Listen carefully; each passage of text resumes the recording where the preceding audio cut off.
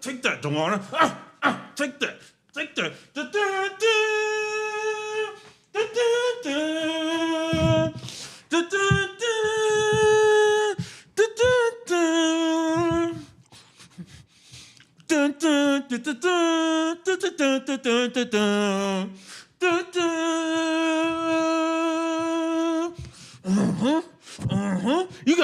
You gotta be ready to fight these thugs.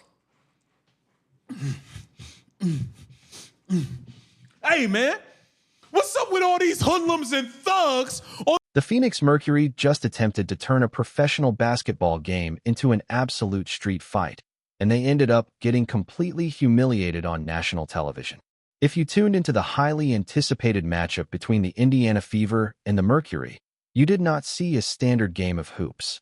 You saw an incredibly tense, highly physical showdown where a team desperate for a win resorted to absolute bully tactics and borderline unsportsmanlike aggression.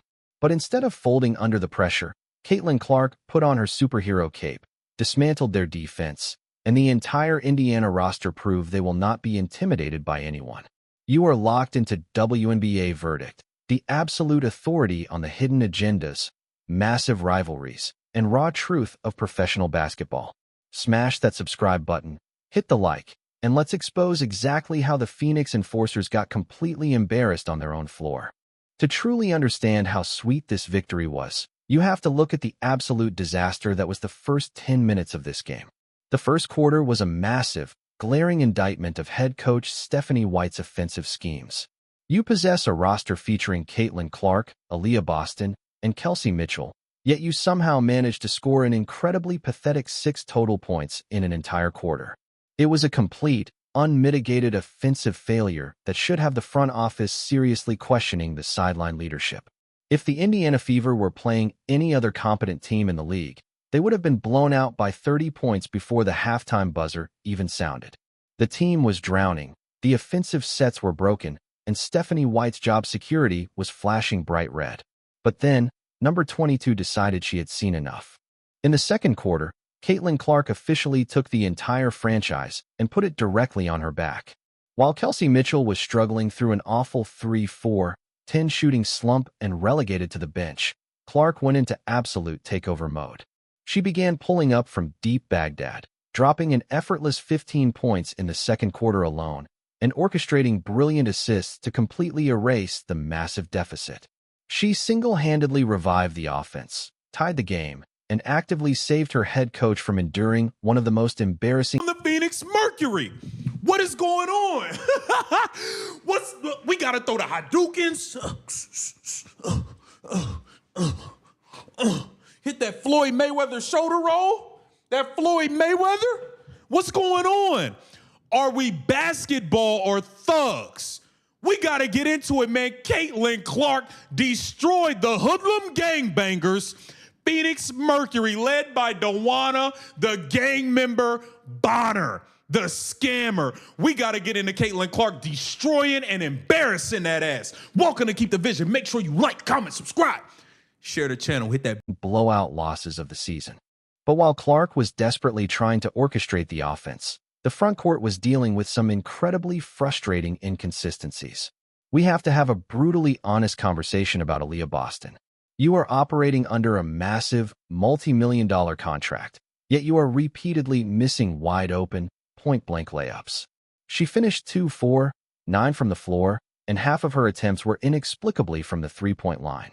The lack of touch around the rim is becoming a massive liability. Thank God for Monique Billings, who stepped onto the floor, completely outplayed the rest of the front court, and secured a massive, gritty double-double. Billings was the unsung hero in the paint, doing the dirty work that the highly paid stars were actively struggling to finish. The absolute boiling point of this game, however, had nothing to do with the box score. To understand the explosive, 5 technical foul scuffle that derailed the second half, you have to remember the toxic history standing on the opposite side of the court.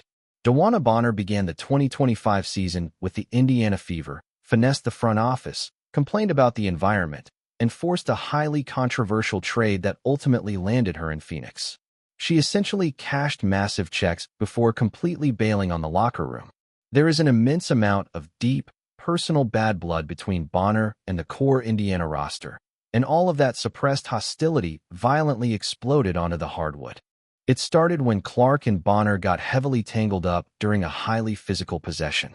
Bonner, running her mouth as usual, attempted to play the tough guy enforcer role, completely trying to rattle the generational superstar. But Clark is absolutely not soft, and she refused to back up an inch. The officials wildly overreacted, instantly handing Clark her 5th technical foul of the season for simply standing her ground. But the absolute best part of the entire altercation was Sophie Cunningham. When Bonner started aggressively pointing fingers in people's faces, Cunningham stepped right up and pointed directly back at her. The Fever essentially told the Mercury, "We are not scared of your aging enforcers. We are not intimidated by your antics, and we will absolutely match your energy step for step." The entire Bell notification, hype the video, or else I might go Maisha Hines-Allen on that ass. Sophie, put your fingers in the chat. Fingers in the comments section for Sophie. I'm just saying. Boy, this was a doozy today. What we thought was about to be a disaster, Caitlin Clark put that cape on, came to save the day once again. Can't stop, won't stop. Caitlin Clark records, because we get down, baby. We get down. You can't stop the GOAT. It don't even, if it don't. Their scuffle perfectly exposed the fake bully syndrome infecting the Phoenix Mercury. Players like Bonner and her fiancée, Alyssa Thomas, love to throw their weight around, push smaller guards, and act incredibly tough when they have a physical advantage. But the absolute second a player their own size steps into the fray, the entire dynamic shifts. Maisha Hines-Allen immediately inserted herself right into the center of the chaos, aggressively standing up to both Thomas and Bonner. Hines-Allen ended up getting ejected for a physical shove, but she proved a massive point. The Mercury enforcers only want smoke when they know they can win the physical battle. The second they were met with matching, unyielding aggression, they immediately tried to laugh it off and back away. They are selective intimidators, and the Fever completely called their bluff.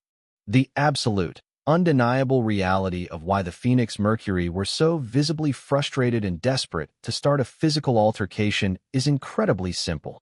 Caitlin Clark was absolutely cooking them. They could not stop her off the dribble, they could not stop her from the logo, and they could not stop her elite float game. She finished the night with 24 points, 9 assists, and shot an incredibly efficient 8 of 17 from the floor with only 3 turnovers. She was actively dancing on their perimeter defenders, drawing triple teams, and effortlessly locating Lexi Hull and Monique Billings for wide-open looks. When a team realizes they are completely incapable of stopping you with actual basketball talent, they resort to over-the-top aggression to try and break your rhythm. Caitlin Clark proved once again that she is entirely unguardable, and the Indiana Fever proved they will not be bullied out of their own arena. The Phoenix Mercury tried to turn a basketball game into a wrestling match, and they ended up walking away with an embarrassing 86-77 loss on national television.